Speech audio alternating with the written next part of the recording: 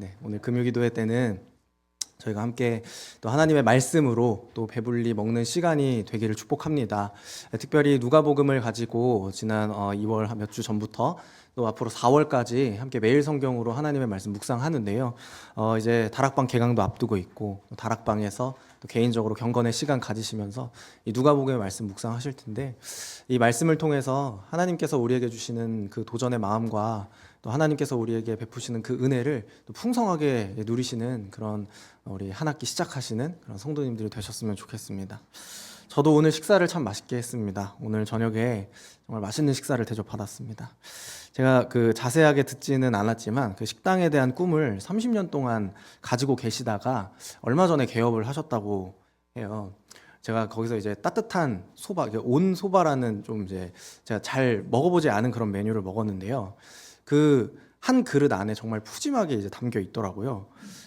그 독특한 게 청경채가 들어가 있고 두부가 구워져서 들어갔는데 제가 다 좋아하거든요. 청경채도 좋아하고 두부도 좋아합니다. 그러니까 네, 맛있게 먹었습니다. 그래서 청경채 익힘이 아주 타이트하고 두부가 아주 이분하게 고루 익은 그 한 그릇을 먹으면서 참 이제 배불리 먹고 만족하면서 이제 돌아왔습니다. 아마도 같은 재료를 쓰더라도, 그리고 평범한 그런 메뉴지만 그 요리를 준비하신 분의, 또 식당을 준비하시는 분의 그 어떤 추구하는 가치와 또 아름다움과 그런 맛의 어떤 방향이 그 안에 잘 담겨 있어서 제가 더 맛있게 먹은 것 같아요. 같은 메뉴지만 누가 요리하느냐에 따라서 참 맛이 달라지는데요. 같은 재료에 따라서라도, 같은 재료더라도 어떻게 그 재료를 사용할 건지, 그 쓰임과 변형과 또 추구하는 맛에 따라서 아마 우리가 받게 되는 그 한 그릇이 좀 다른 한 그릇이 될 것 같습니다. 특별히 성경을 읽으면서, 우리가 신약 성경을 읽으면서 저희가 네 권의 각각 다른 복음서를 읽게 돼요. 같은 예수님의 삶이고 또 같은 사역이지만 그 내용과 구조 그리고 주제에 있어서 다른 예수님을 만날 수 있는 것입니다. 그 네 권의 복음서 안에는 일치하는 내용도 있지만 읽다 보면 왠지 모순되는 것처럼 보이는 내용들도 있고요. 같은 사건이지만 다른 그림을 그리고 있는 그런 복음서의 내용들을 발견할 때가 있습니다. 그러면 왜 꼭 네 권의 복음서가 필요할까요? 모든 이야기를 종합해서 가장 믿을 만한 단 하나의 복음서만을 남겨두는 것도 한 방법이지 않을까요? 이 통합된 이야기가 아니라 네 권의 복음서가 왜 꼭 필요한가라는 그런 질문을 2세기의 타티안이라는 철학자도 한 것 같습니다. 이 사람은 굳이 왜 복음서가 네 권이나 필요한가라는 생각을 했던 것 같아요. 왜냐하면 이 같은 사건이라도 네 명의 저자가 각각 다르게 그것을 기록하고 있기 때문에 오히려 그것이 교회에 더 혼란을 주는 것이 아닌가라는 그런 문제의식에서 출발한 것이죠. 그래서 타티아는 복음서의 네 권의 내용들을 대조하고 잘 분석해서 예수님의 생애를 종합적으로 통합된 이야기로, 한 권의 확장된 이야기로 만들어서 디아테사론이라는 작품을 만들었습니다. 이 네 권을 통해서라는 뜻을 가진 책인데요. 이 200년 이상을 교회 공동체에서 사용되었던 이 디아테사론이라는 이 작품은 결국 보편적인 교회에서는 사용되지 않고 지금은 거부가 되었습니다. 우리의 신앙 고백을 위해서 사용되는 그런 어떤 정경의 역할을 하지 않는 것이죠. 누가복음 1장 1절부터 4절 말씀을 먼저 보려고 하는데요. 이 누가복음 1장 1절부터 4절까지 말씀은 누가가 자신의 의도가 무엇인가, 왜 이 복음서가 또 한 권이 더 필요하게 되었는가라는 그 의도를 전달하고 있습니다. 1장 1절부터 4절까지 말씀인데요. 저희 같이 한번 읽어보겠습니다. 1절부터 읽겠습니다. 우리 중에 이루어진 사실에 대하여 처음부터 목격자와 말씀에 일꾼된 자들이 전하여 준 그대로 내력을 저술하려고 붓을 든 사람이 많은지라. 그 모든 일을 근원부터 자세히 미루어 살핀 나도 데오빌로 각하에게 차례대로 써 보내는 것이 좋은 줄 알았노니 이는 각하가 알고 있는 바를 더 확실하게 하려 함이로라. 아멘. 이 누가는 다른 복음서와는 다르게 독특하게 왜 자신이 이 글을 쓰게 되었고 이 글을 누가 읽어야 하고 또 어떤 목적을 가지고 이 글을 쓰게 되었는지를 밝히고 있는데요. 2절을 다시 한 번 더 보겠습니다. 우리가 주목할 표현은 처음부터 목격자와 말씀에 일꾼된 자들이 전하여 준이라는 표현이고요. 두 번째로 2절에서 보고 싶은 것은 붓을 든 사람이 많은지라 하는 표현입니다.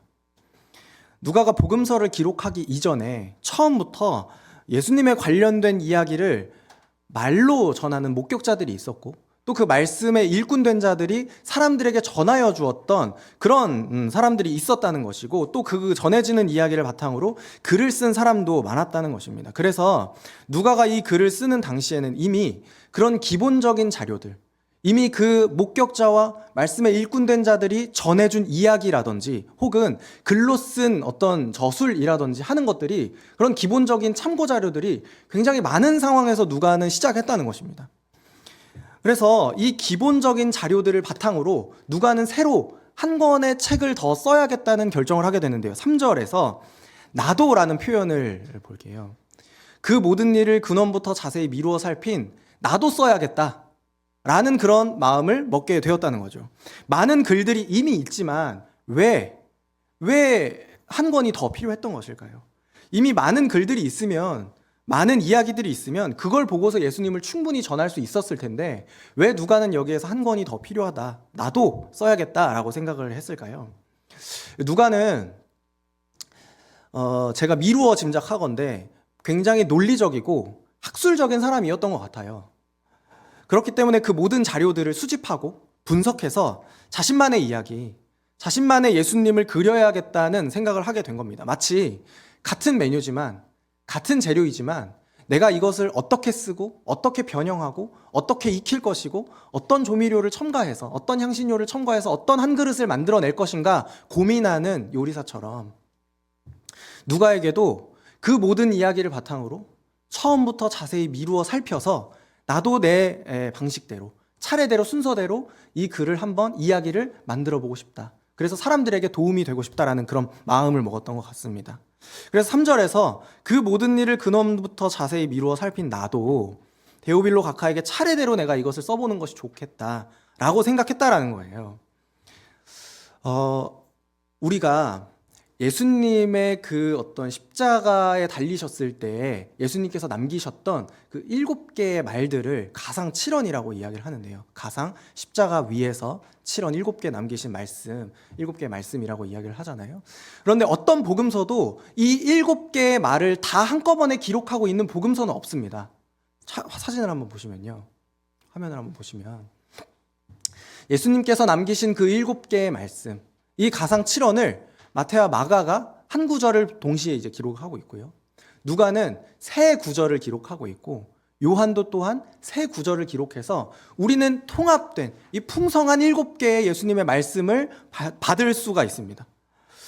이 예수님에 대해서 통합된 이야기를 전하려고 했던, 그래서 확장된 예수님의 하나의 이야기를 전하려고 했던 이 디아테사론이 거부되었던 이유가 있다면 아마도 그것은 각각의 복음서가 전하고 있는 그 독특한 의도와 그 독특한 목적을 이해하고 또 인정하기 때문에 그럴 것입니다.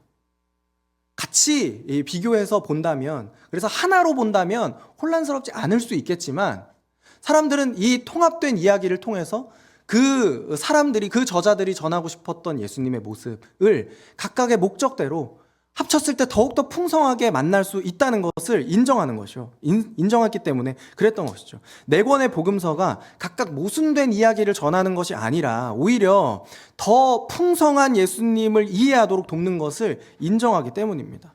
그래서 오늘 우리는 누가복음을 살피면서 이 누가만의 독특한 예수님을 만나기를 원하고요. 또 그래서 4월까지 우리가 누가복음을 함께 묵상할 텐데요. 오늘 우리가 누가가 기록한 그 독특한 예수님의 모습과 누가가 예수님의 삶을 통해서 교회 공동체에 전하고자 했던 그 메시지를 하나님의 말씀을 깨닫는 은혜가 있기를 축복합니다. 네, 오늘 그래서 이 두 번째 2번으로 강의 안에 넘어가시면요. 누가가 기록한 예수님의 모습을 좀 보려고 하는데요. 먼저 이 편지를 받고 있는, 이 복음서를 받고 있는 데오빌로라는 사람이 있습니다. 사도행전 1장 1절부터 2절까지 말씀에도 이 데오빌로라는 사람이 기록되어 있고요. 우리가 처음에 읽었던 누가복음 1장 3절 말씀에도 데오빌로 각하라는 사람이 있습니다. 사도행전 1장 1절부터 2절까지 말씀 우리 같이 한번 읽겠습니다. 시작. 데오빌로여, 내가 먼저 쓴 글에는 예수께서 행하시며 가르치시기를 시작하신부터 그가 택하신 사도들에게 성령으로 명하시고 승천하신 날까지의 일을 기록하였노라. 사도행전 1장 1절에서 먼저 쓴 글에 대해서 기록이 되어 있고요. 그 글이 동일하게 데오빌로라는 사람에게 전달되는 그 목적으로 기록이 되었다라는 것을 누가가 지금 이야기를 하고 있는 것이죠.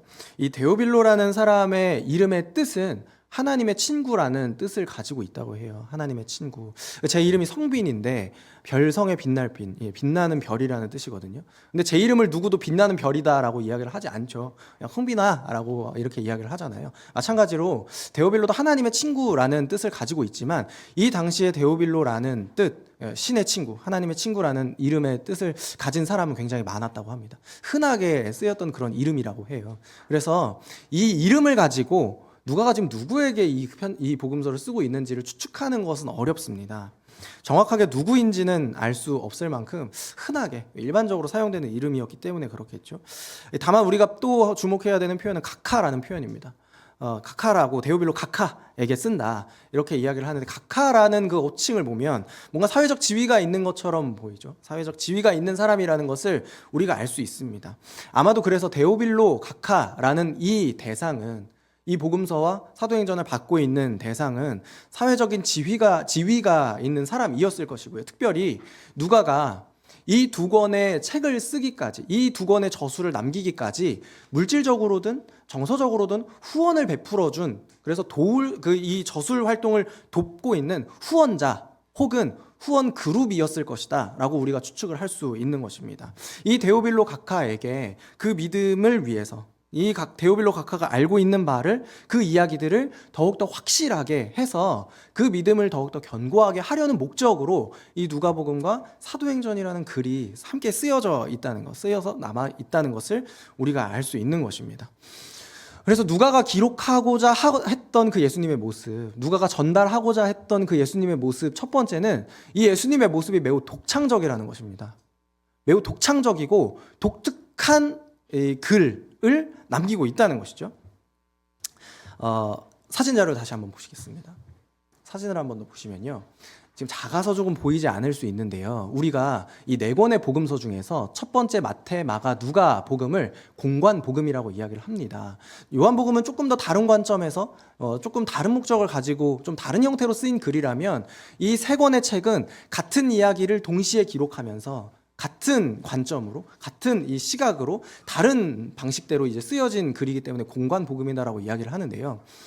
여러분 보시기에 왼쪽 아래에 있는 것이 이 누가복음이 기록된 안에 그 자료들이 어떤 자료들인가, 몇 퍼센트의 그 자료들로 구성되어 있는가를 이야기를 하는 건데요. 다 이제 기억하지 않으셔도 마가복음에서는 마가복음만 단독으로 사용하고 있는 자료, 그러니까 이 공관복음에는 기록되어 있지 않고 마태에는 기록되어 있지 않고 마가복음에만 등장하는 이 기록이, 그 자료가 3%에 불과하다고 이야기를 합니다. 3%. 그 3% 말고 나머지 97%는 마태복음에 있든 누가복음에 있든 함께 공유하고 있든 같이 있는 그 기록이라는 것이죠. 그리고 마태복음에서도 단독으로 사용하고 있는 자료의 그 비율은 20%입니다. 근데 누가복음에만 기록된 이 누가의 독창적인 자료는 누가복음에서 전체 35%를 차지하고 있습니다. 거의 절반, 그러니까 약간 과장하면 절반에 가까운 이 글들이 누가에만 등장하는 아주 독창적인 자료로, 독특한 누가복음의 기록으로 이제 기록이 되어 있다라는 것이죠. 다음 PPT를 보시면요, 이 누가복음에만 나오는 자료들이 여러 자료들이 있는데요. 그 독창적인 기록들이 여기 제가 이제 일부분만 이제 나왔습니다. 다른 독창적인 누가복음에만 기록되어 있는 자료들이 있지만 대표적으로 이 기록들은 누가복음에만 기록이 되어 있습니다. 예수님의 출생과 관련된 그리고 성장에 관련된 이야기는 다른 복음서에서는 기록되어 있지 않은 누가복음만의 독창적인 자료이고요. 나인성 과부의 아들을 살린 그 기적 또한 누가복음만 기록하는 이야기입니다. 강도 만난 자의 비유, 우리가 선한 사마리아인의 이야기로 알고 있는 이 비유도 누가복음에만 기록되어 있고요. 마리아와 마르다가 예수님을 영접하는 이야기, 환대하는 그 이야기도 누가복음에만 있습니다. 어리석은 부자의 비유, 탕자의 비유, 부자와 나사로의 이야기, 그리고 삭개오에 관한 이야기도 누가복음에만 기록되어 있고요. 그리고 예수님께서 부활하신 이후에 엠마오로 가고 있는 이 두 제자에게 나타나신 예수님의 이야기와 예수님의 승천하신 이야기 또한 누가복음에만 기록되어 있는 독창적인 자료입니다. 그래서 우리는 이 누가복음을 읽으면서 다른 복음서와는 다르게 누가복음에만 이 기록되어 있는 독특한 자료, 이 고유한 자료들을 통해서 예수님의 그림을 더욱더 풍성하게 그릴 수 있다는 것이죠. 그래서 누가복음을 묵상하시면서 지금 여기에 말고도 누가복음에만 있는 자료들이 몇 개 더 있거든요. 한번 찾아보세요. 아, 이건 누가복음에만 기록되어 있구나. 아, 이건 누가만 기록하고 있는 고유한 자료이구나. 찾아보는 그런 재미도 있을 것 같습니다. 쓰고 계세요, 혹시? 내릴까요? 내릴게요. 네, 내리겠습니다. 누가복음은 독창적인 기록입니다. 누가만이 가지고 있는 고유한 기록들이 있고 그 기록들을 통해서 우리는 누가가 전달하고 싶었던 예수님의 모습을 더 풍성하게 만날 수가 있는 거고요. 두 번째로는 누가는 예수님의 인성을 강조합니다. 예수님의 사람의 모습, 완전한 사람이신 예수님을 강조한다라는 것인데요. 예수님은 누가는 아까도 말씀드렸던 것처럼 고유하게 예수님의 출생과 관련된 이야기와 그리고 예수님께서 난지 8일 때에 또 할례를 받으시고 정결례를 행하신 그 이야기와 그리고 이제 12살의 예수님의 모습, 그런 것들을 이제 기록을 하고 있어요. 예수님의 족보와 예수님의 출생과 또 성장에 관련된 이야기를 기록하고 있고요. 그런데 이 누가가 기록하고 있는 이 예수님의 모습은 굉장히 완전한 성숙한 인간상이에요. 예수님께서 하나님이시지만 동시에 인간이시도 하시다. 참 하나님이시지만 동시에 참 인간이시다라고 하는 이 신앙 고백을 기록함에 있어서 누가는 성숙하고 완성된 어떤 인간의 모습을 보여주는 것이죠. 그래서 다른 복음서의 기록들과는 다르게 조금 독특한 특징이 있는데요. 예수님의 모습이 약간 더 보완되어서 기록이 되어져 있다는 거예요. 그래서 이 누가가 예수님의 이 어떤 그림들을, 예수님의 이야기들을 꾸며낸 이야기가 아니라 더 완전하고 성숙한 예수님의 모습. 그래서 모든 신자들이, 모든 제자들이 도달해야 하는 어떤 인간의 목표, 인간의 인격의 목표들을 제시하고 있다는 것이죠. 그래서 누가는 예수님의 능력과 권위가 혹 부족한 것처럼 보여지는 그런 기록이 있다면 그 부분들은 보완해서 기록합니다. 마가복음 6장 5절 말씀인데요. 마가복음 6장 5절 말씀에서 거기서는 아무 권능도 행하실 수 없어 다만 소수의 병자에게 안수하여 고치실 뿐이었고, 이런 기록이 있어요. 거기서는 아무 권능도 행하실 수 없어 라는 이 표현이 어떻게 보면은 물론 그렇게 하지 않으셨던 어떤 예수님의 상황과 예수님의 의도를 우리는 알고 있지만 어떤 누가 보았을 때 이런 배경이 없는 사람이 읽었을 때는 거기서는 아무 권능도 행하실 수 없다라는 이야기가 예수님의 능력과 권위가 부족한 것은 아닌가라는 그런 오해를 불러일으키는 그런 표현일 수 있겠죠. 그런 표현들을 생략해서 기록합니다. 누가복음 같은 이제 사건을 기록한 게 누가복음 4장 16절에서 30절 말씀인데요. 이 구절 가운데에서 이 단락에서는 거기서는 아무 권능도 행하실 수 없다라는 표현을 생략합니다. 두 번째로 예수님의 감정적인 모습, 그래서 어떻게 보면 뭔가 좀 연약해 보인다라고 오해할 수도 있는 그런 모습들이 생략이 되어 있습니다. 마가복음 3장 5절 말씀인데요. 3장 5절 말씀도 우리 같이 한번 읽겠습니다. 시작. 그들의 마음이 사사 노하심으로 그들을 둘러보시고 그 사람에게 이르시되 내 손을 내밀라 하시니 내밀매. 네. 마가복음 3장 5절에서는 그들의 마음이 완악함을 탄식하시고 노하십니다.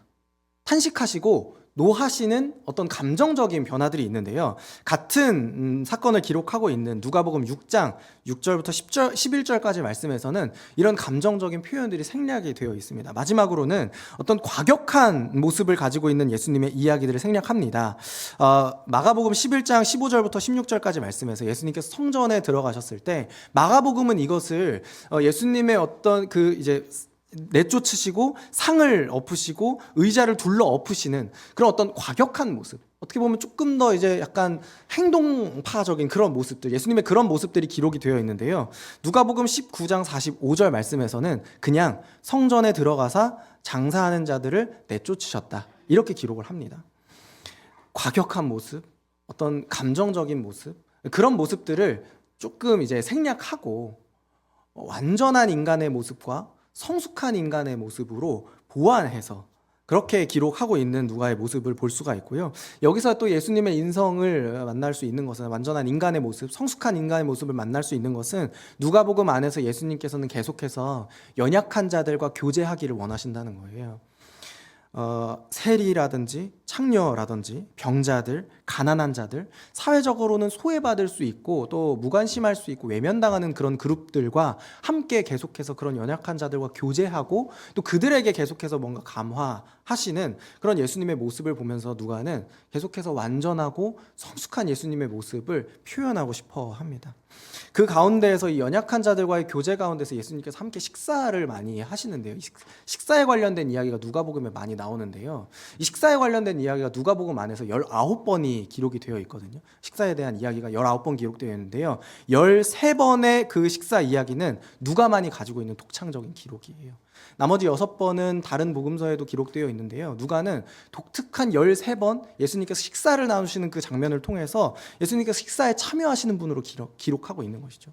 연약한 자들과 함께 교제하는 분으로, 완전한 인간으로, 인간의 모습을 가지신 분으로 누가복음을 기록하고 있다는 것입니다. 심지어 예수님께서는 누가복음에서 이런 이제 비난을 받으세요. 먹기를 탐하고 포도주를 즐기는 자다 라고 그렇게 비난받을 정도로, 그리고 죄인들과 함께 먹는다라는 비난받을 정도로 예수님께서는 끊임없이 이제 식사에 참여하시고 연약한 자들과 교제하는 분으로 누가복음에서 이렇게 묘사가 됩니다. 식사라고 하는 것은 영양분을 공급하고 또 그 가운데에서는 축하하고 또 기념하는 그런 자리이잖아요. 그래서 누가복음에서 이 식사 이야기가 기록이 될 때마다 그 이야기 안에서는 예수님의 예언적인 가르침이 기록이 되기도 하고요.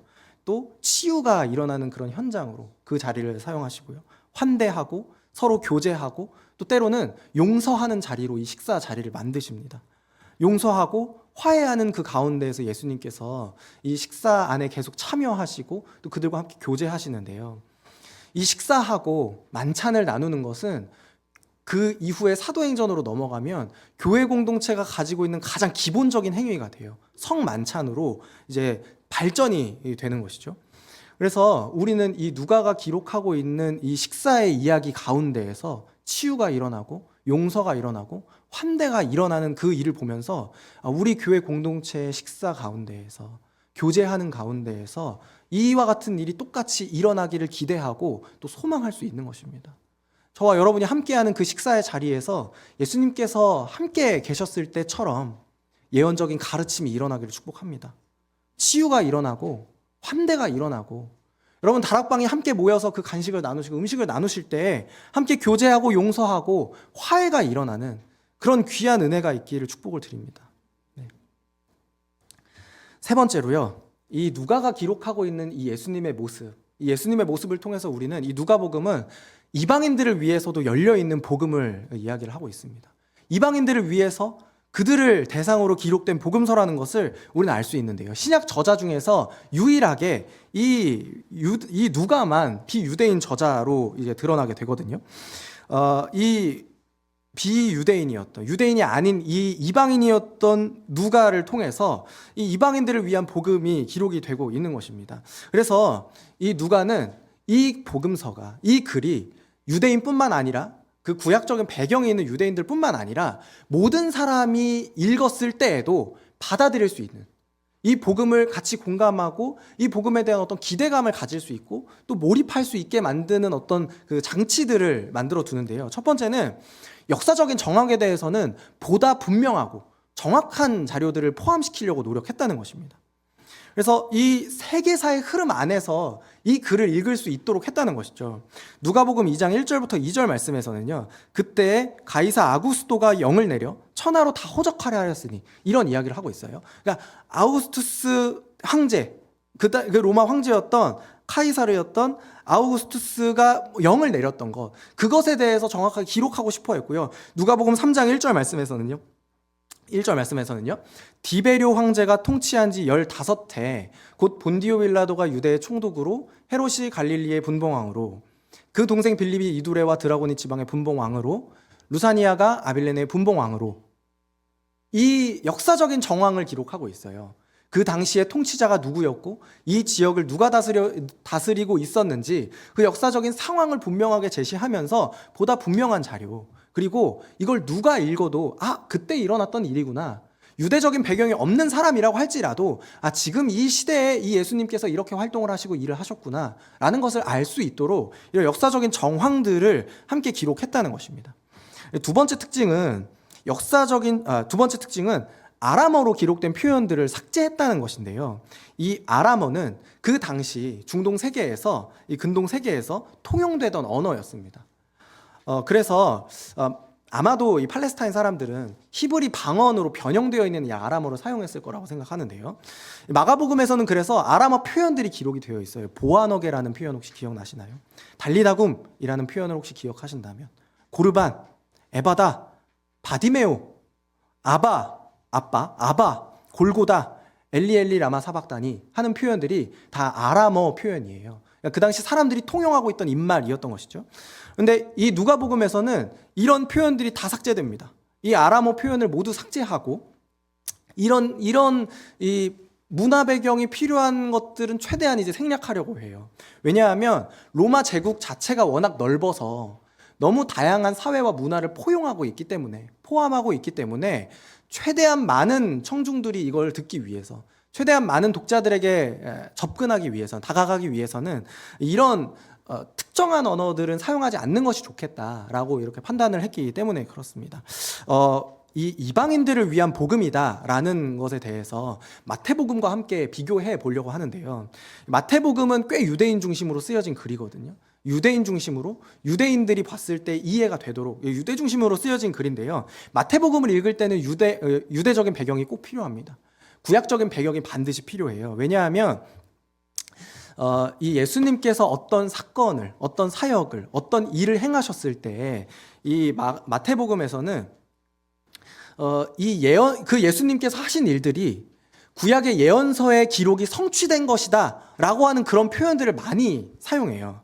그래서 마태복음 8장 14절부터 17절에서 이 베드로의 장모의 열병을 고치는 그 사건이 기록되어 있는데, 그 사건이 끝나고 나서 마태가 거기다 뭐라고 덧붙이냐면, 이는 선지자 이사야를 통하여 하신 말씀에 우리의 연약한 것을 친히 담당하시고 병을 짊어지셨도다 함을 이루려 하심이더라 라는 표현을 덧붙여요. 그래서 예수님께서 하시는 일들은 구약의 예언이 성취된 현장이다, 예수님께서 구약의 예언을 성취하시는 분이다 라는 것을 꼭 이제 드러내고 싶어 하는 거죠. 그리고 이 마태복음 안에서는 예수님의 긴 설교가 5개가 등장하고, 이 5개의 그 예수님의 큰 설교가 큰 틀을 이루어서 마태복음이 이제 진행이 되거든요. 그런데 우리가 구약에서도 5권의 가르침을 우리가 알 수 있어요. 5권의 가르침이 있다는 것을 우리가 알 수 있어요. 창세기, 출애굽기, 레위기, 민수기, 신명기가 오경이라고 하는 모세가 쓴 5권의 책이다, 이 경전이다, 이렇게 받아들여지잖아요. 그래서 마치 모세가 쓴 오경을 비추듯이, 신약에서 비추듯이 마태복음 안에서는 이 5개의 예수님의 큰 설교의 틀을 가지고서 그 저수를 기록했는데요. 이것만 보더라도 이 마태복음을 읽을 때 더 잘 이해하기 위해서, 풍성하기 위해서는 구약적인 배경이 좀 필요하구나 라는 것을 알 수 있는 것이죠. 마태복음은 그리고 선교적인 글이긴 하지만, 선교적인 글이기 이전에 매우 유대중심적인 글이에요. 매우 유대중심적인 글이라서 이방인들을 제외하는, 배제하는 그런 표현들이 굉장히 많이 기록이 되어 있습니다. 마태복음 10장 5절부터 6절까지 말씀인데요.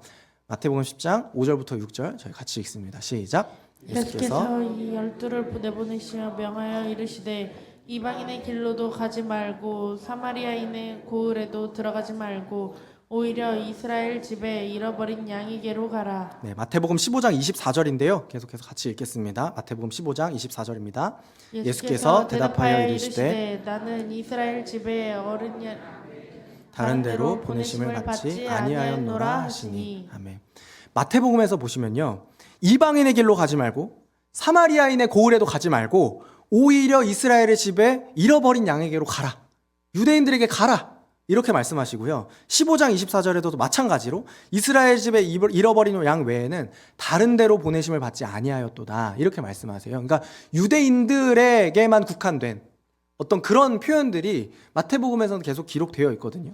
근데 이 마태복음과 비교해서 보았을 때, 이 유대 중심적인 글과 비교해서 보았을 때 누가복음은 굉장히 이방인 중심적이고 이방인들을 포용하고 있고 이방인들에게 오히려 더 열려 있는 그런 복음의 모습, 그런 복음의 능력을 더 그리기를 원했다는 것을 우리가 알 수 있습니다. 네.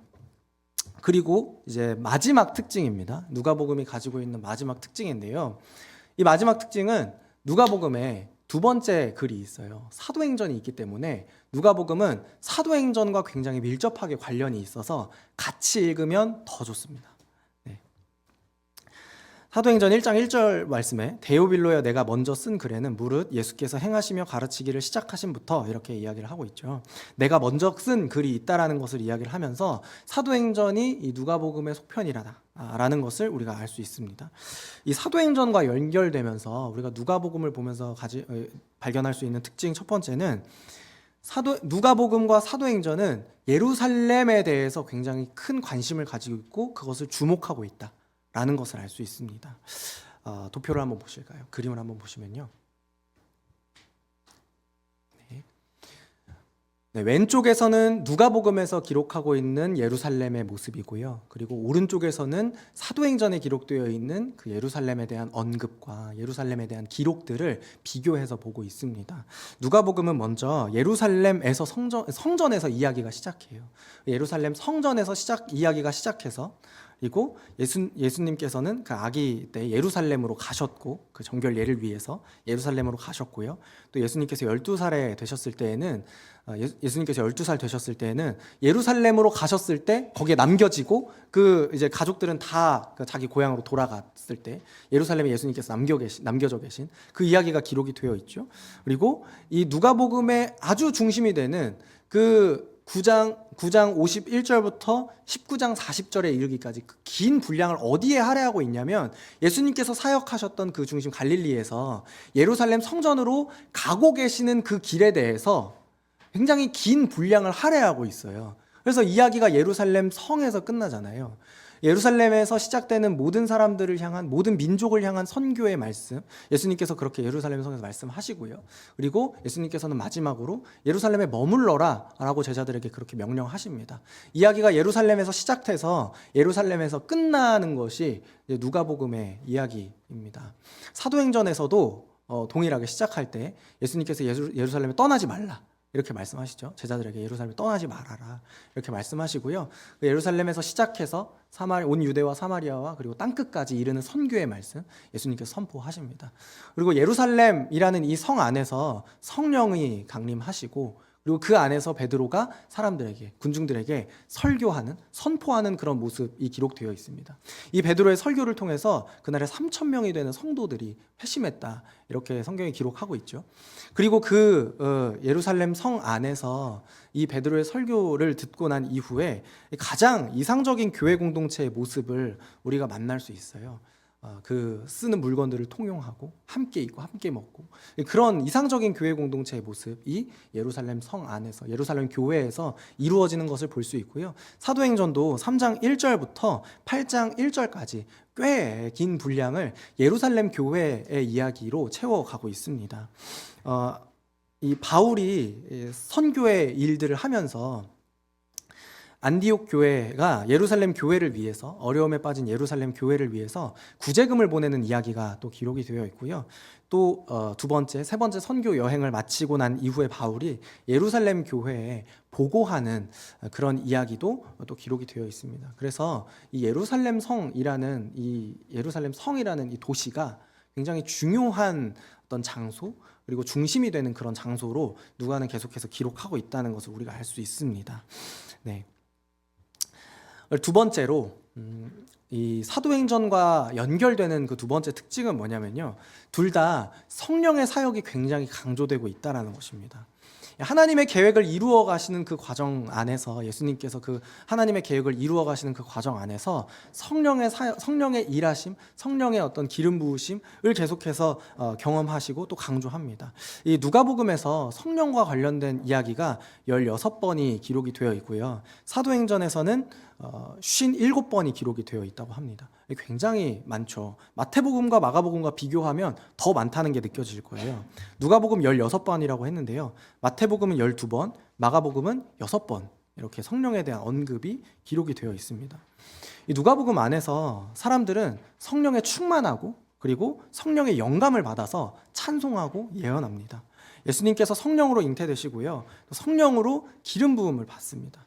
하나님께서는 구하는 모든 이에게 성령을 주시는 분이다 라고 그렇게 기록합니다. 마태복음은 구하는 모든 이에게 좋은 것을 주시지 않겠느냐 이렇게 이야기를 하시는데요. 누가복음에서는 그 똑같은 구절을 구하는 모든 이에게 하나님께 성령을 주시는 분이다 이렇게 기록을 하고 있습니다.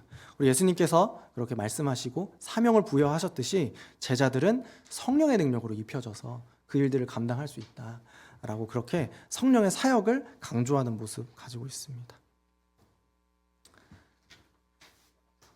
다음 페이지를 보겠습니다. 3번은 이제 누가복음의 주제인데요. 여러 가지 누가가 그리고 싶었던 그 예수님의 모습을 보면서 누가가 하고 싶었던 이 중심되는 주제는 무엇인가? 누가가 그리고 싶었던 예수님의 모습을 통해서 교회 공동체가 어떤 부분을 본받고 어떤 부분에서 변화를 받고 어떤 부분에서 가르침을 받아야 하는지 누가가 그리고 싶었던 이 주제는 무엇일까요? 첫 번째는 예수님은 온 세상의 구주이시라는 것입니다.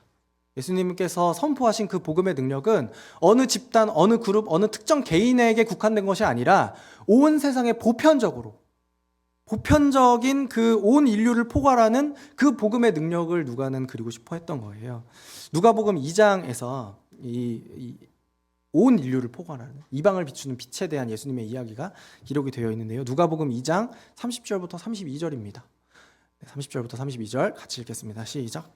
내 눈이 주의 구원을 보았사오니 이는 만민 앞에 예비하신 것이요 이방을 비추는 빛이요 주의 백성 이스라엘의 영광이니이다 하니. 아멘. 네. 예루살렘 성전에서 예수님께서 선지자 시므온을 이제 만나게 되는데요. 예수님의 사역이 이방을 향한다, 이방을 비추는 빛이다 라는 것을 이 시므온이 이야기를 합니다.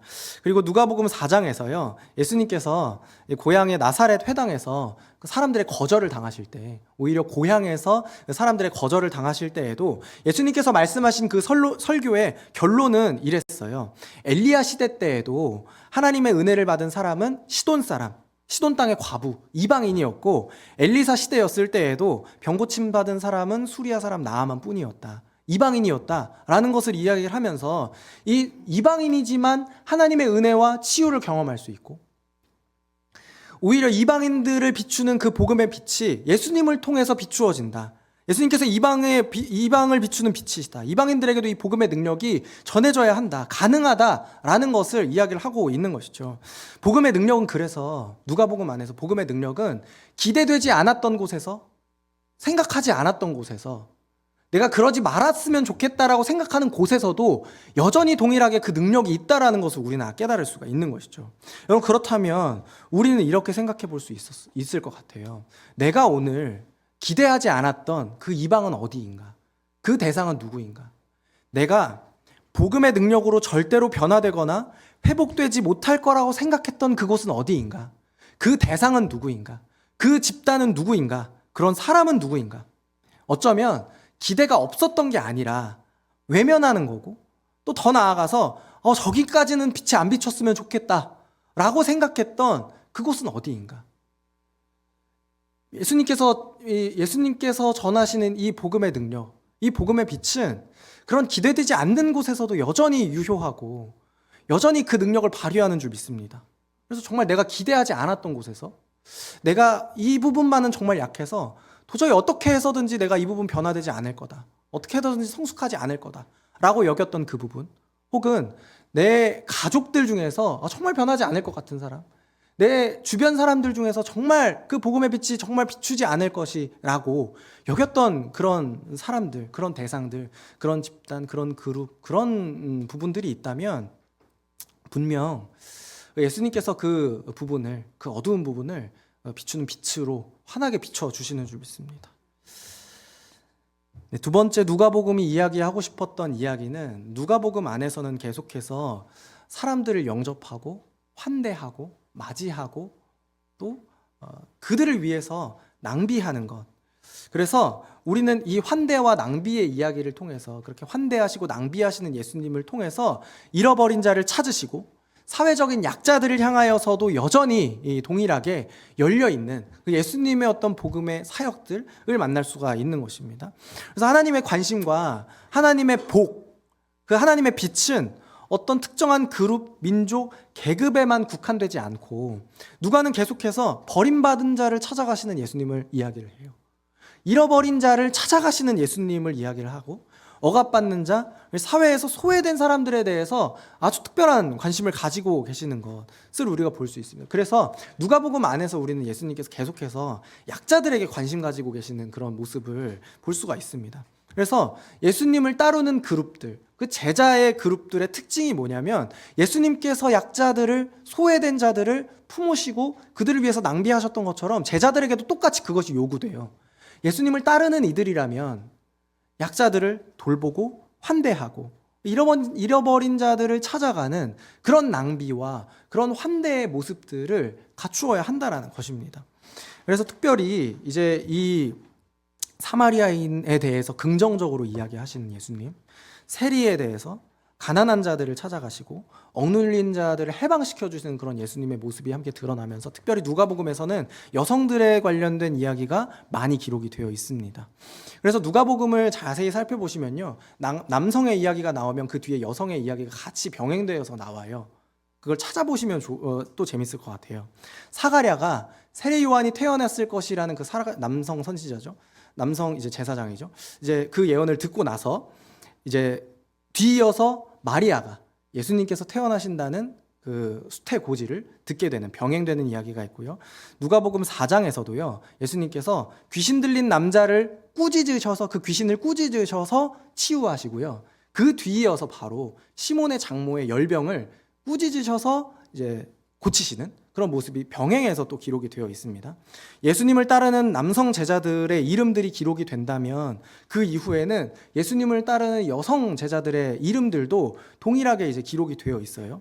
그래서 이 남성의 이야기가 나오면 그 뒤이어서 혹은 병행해서 여성의 이야기가 함께 나오는 것을 보면서 예수님께서 누가복음 안에서는 여전히 이제 여성에 대한 관심을 가지고 있다라는 것을 우리가 알 수 있습니다.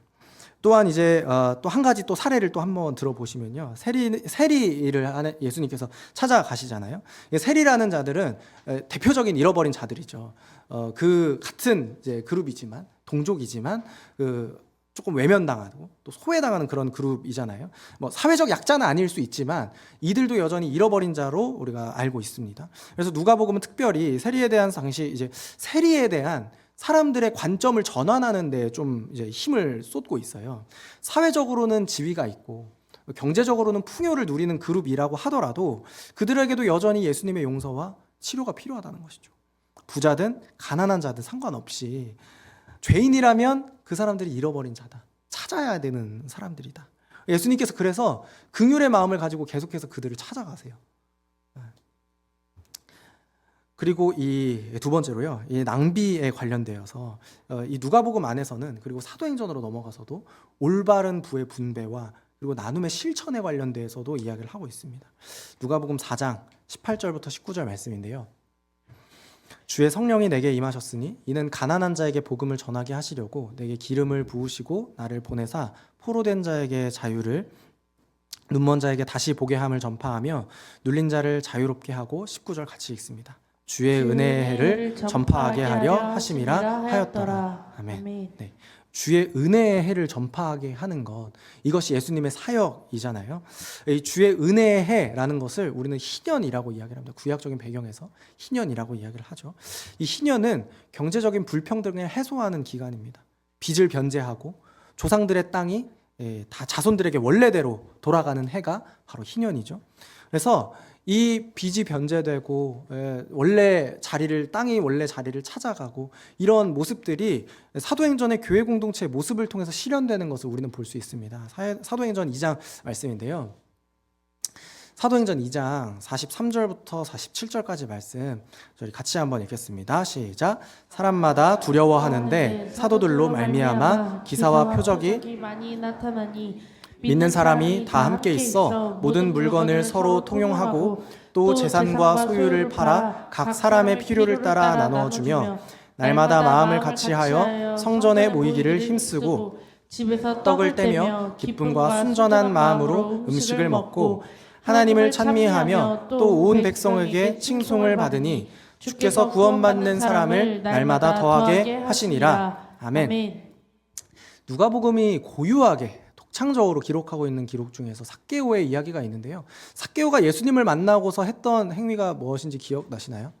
자기가 가지고 있는 부를 나누고 분배하고 그것을 사회적 약자들에게, 억압받았던 자들에게 다시 돌려주는 일을 하죠. 누가복음은 계속해서 가난한 자들에 대해서 관심을 가집니다. 특별히 경제적인 가난이라는 그 개념을 통해서, 경제적인 가난이라는 이야기를 통해서 이 경제적인 가난뿐만 아니라 명예가 가난한 사람도 있어요. 지위가 가난한 사람도 있고요. 물리적으로 힘이 가난해서 억압받는 사람들도 있습니다. 특별히 우리 가운데는 경제적인 가난으로, 고난으로 어려움을 겪고 있는 사람들도 누가복음 안에서도 있고 여전히 현실 세계에서 존재하죠. 누가복음에서 이야기하고 있는 구원은 분명히 영적인 구원입니다. 영혼 구원의 이야기예요. 그런데 복음의 능력 가운데에서는 영적인 부분뿐만 아니라 현실 문제에서도 그 복음의 능력이 여전히 기능한다는 것입니다. 여전히 그것을 민감하게 다루고 있는데 누가복음이 힘을 쏟고 있는 것이죠.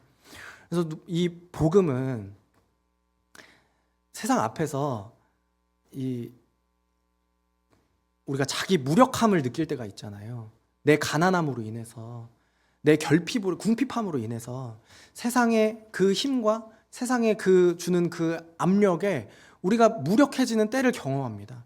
근데 복음이 그 무력함을 경험한 자들에게 선포하는 것은요, 예수님께서 우리에게 주셨던 그 복음의 능력이 여전히 우리의 아픔과 궁핍에 관심 가지고 계시고 그것을 해결해주고 싶어 하시고, 예수님께서 이미 그것을 해결하셨고 우리가 그런 영적인 측면뿐만 아니라 현실 문제에 있어서도 여전히 구원받은 자로 살아간다는 것을 이 복음이 이야기하고 있는 것입니다. 그리고 또한 복음의 능력을 경험한 자들은 그렇게 예수님께 내가 받았기 때문에, 예수님께 내가 그런 은혜를 내가 그런 채우심을 경험했기 때문에 예수님의 제자들은 똑같이 행동한다. 사회에서, 세상 가운데에서 예수님께로부터 받았던 대로 행동한다는 것. 긍휼의 마음으로 약한 자를 환대하고 그들을 향해서 자신의 물질적이고 육체적이고 정서적이고 영적인 에너지를 낭비하는 사람들이, 환대하는 사람들이 예수님의 제자라는 것을 우리 누가복음에서 또 이야기를 하고 있는 것이죠. 세 번째로 누가복음은 사도행전과 더불어 성령의 사역을 강조한다고 말씀드렸잖아요. 성령 받은 사람들, 성령을 경험한 사람들이 성령을 경험한 사람들이 반응하는 그 이후에 하는 행위들, 합당한 반응은 뭐냐면 기도와 찬송, 예배라는 것을 우리는 알 수 있습니다. 성령 받은 사람들의 반응, 합당한 반응은 기도하고 찬송하고 하나님을 예배한다는 거예요. 예수님으로 인해서 구원을 경험한 사람, 예수님으로 인해서 그 영적인 구원과 이 나를 비추어 주시는 그 예수님의 빛으로 인해서 그 모든 어두움이 물러가는 것을 경험한 사람들은 하나님께 기도하고 하나님을 예배하고 하나님을 찬송하는 것으로 반응하게 된다는 것입니다. 누가복음 안에서 기도는 하나님의 계시와 또 하나님의 사명을 이루는 데 있어서 또 그 능력을 베푸는 데 있어서 그 기도가 함께 간다는 것을 누가복음에서 이야기를 하고 있습니다. 그래서 하나님의 계획을 이루시는 과정에서 중요한 전환점이 있을 때마다 예수님께서 계속 기도하시거든요. 12제자를 선택하실 때도 그렇고, 그리고 베드로가 부인하실 때에도, 그 이전에도 예수님께서 그 안에서 계속 기도하는 모습을 보여주시고 계세요. 그리고 마태복음에서도 주기도문이 나오지만 주님께서 기도를 가르치시지만 누가복음에서도 똑같거든요. 근데 마태복음에서는 예수님께서 말씀을 전하시는 과정 안에서 그 기도를 가르치시는 내용이 포함되어 있다면, 누가복음에서는 제자들이 기도를 물어봐요. 어떻게 기도해야 하냐는 것을 예수님께 물어보고 예수님께서 그것에 대한 대답으로 주기도를 가르쳐 주세요. 그래서 예수님께서는 계속해서 기도하시는 분으로 누가복음이 묘사를 하고 있고, 두 번째로 성령을 경험한 자들, 성령의 기름 부으심을 받은 자들이 합당한 반응으로 계속해서 하나님을 찬송하고 예배하는 것, 하나님의 일하심을 경험한 자들이 하나님을 찬송하는 것을 우리는 볼 수 있습니다. 이 이야기를 통해서 성령 받은 공동체인 우리 교회 공동체가 하나님께 기도하고 찬송하고 하나님을 예배하는 것, 이것이 우리의 합당한 반응이다 라는 것을 함께 기억했으면 좋겠습니다. 네, 마지막으로 누가복음의 구조와 내용을 간단하게 살펴볼 텐데요. 누가복음은 이런 구조로 되어 있습니다. 첫 번째, 서문. 아까 제가 처음에 말씀드렸던 이 글이 왜 쓰여졌고 누구를 향해서 기록되었고 어떤 목적으로, 네, 이런 서문이 기록되어 있고요. 1장 5절부터 2장 52절까지는 예수님의 탄생과 어린 시절, 그리고 사역을 준비하시기까지 이제 세례 요한의 이야기가 기록되어 있고, 또 기름 부음 받으시고 예수님의 족보가 기록되어 있고, 또 마귀에게 이끌려서 시험 받으시는 그 예수님의 모습이 이제 맨 처음에 기록이 되어 있고요. 두 번째로는 갈릴리에서 예수님께서 활동하셨던 주요한 그 지역이었던 갈릴리에서 예수님께서 하셨던 그 사역의 내용들, 그 이야기들이 기록이 되어 있습니다. 그리고 쭉 가시면 그 갈릴리에서의 사역을 마치시고 예수님께서 예루살렘으로 향하기로 작정하세요. 이제 마음을 먹으시는 거죠. 예루살렘으로 가야겠다라는 마음을 품었다는 것은 예수님께서 이제 죽으러 가시겠다라는 것을 이제 결정하신 것을 의미해요.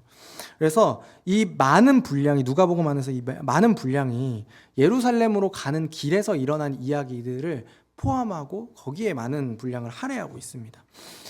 예루살렘으로 가기까지 예수님께서 길을 가시고 그 길에서 많은 가르침과 또 여전히 많은 비유의 말씀들을 가르치시고 또 여러 가지 일들을 행하시는데요.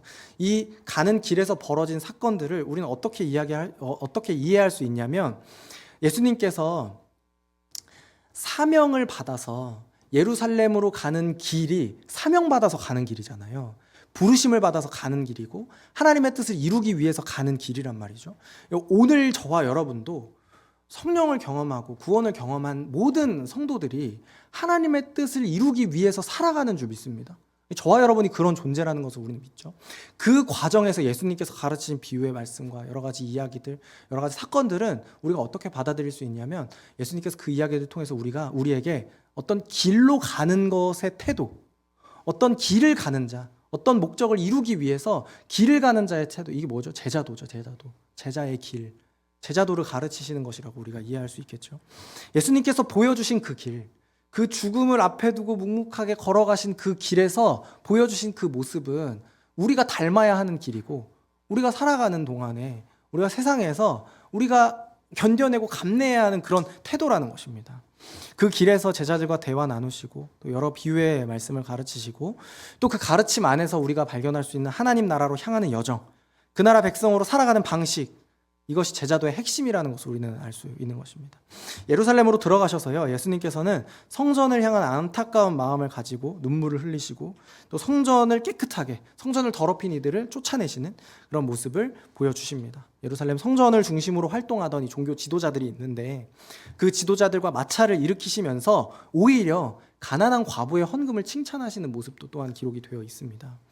그래서 예수님께서 고난받으시고 또 부활하시면서 누가복음이 마무리되는데요, 십자가에 죽으시고 또 부활하시고 예루살렘에 모인 제자들에게 나타나시고 하늘로 올라가시면서 예수님께서 제자들을 축복하시고 또 사명을 맡기시는 그런 모습을 우리가 확인할 수 있습니다. 예수님께서 누가복음에서 맡기신 그 사명이 사도행전을 통해서 이루어지는 것을 우리가 확인할 수 있고요. 사도행전에서 경험했던 그 예루살렘으로부터 출발해서 로마까지 맞닿아 있는 그 복음의 길이, 그 복음의 여정이 오늘 우리에게 흘러 들어와서 우리가 그 복음의 능력대로 예수님께서 맡겨주신 그 사명과 축복대로 살아가는 줄 믿습니다. 저와 여러분이 그렇게 살아가는 줄 믿습니다. 우리가 여전히 예수님께서 우리에게 부여하신 그 사명과 그 부르심, 그 축복을 안고 살아가는 거예요. 이 사명을 가지고 맡기시고 승천하신 예수님께서 이제 사도행전으로 가면 예루살렘에서 시작해서 사마리아를 거쳐서 뭐 땅끝까지 로마까지 이르게 되는 그 로마까지의 여정이 또한 사도행전에 기록이 되어 있는 것을 우리가 확인할 수 있습니다. 네, 여기까지 누가복음 개관을 마치고요. 오늘 이 누가복음 전체 이야기를 나누면서 매일매일 말씀을 묵상하시고 또 새벽 기도하는 자리에 또 다락방 말씀을 나누는 자리에서 이 누가복음 말씀을 함께 나누실 텐데요. 이 누가복음에서 말하고 싶었던 그 교회 공동체와 누가복음에서 가르치고 싶었던 예수님을 만난 사람들의 변화와 여전히 복음의 능력이 우리에게 유효하고 그 복음의 능력을 경험한 사람들이 어떤 방식으로 살아가는지에 대해서 우리가 함께 나누었습니다.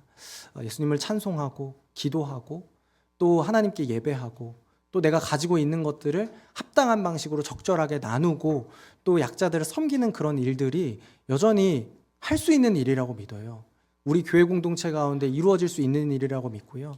또 여러분들의 가정에서 회복되어질 수 있고 또 그 어두운 부분들이 비추어지는 그런 능력이 여전히 유효하다고 믿고요. 또 오늘 그렇게 살아가기를 다짐하는 저와 여러분들의 삶을 통해서 하나님께서 여전히 일하실 줄 믿습니다.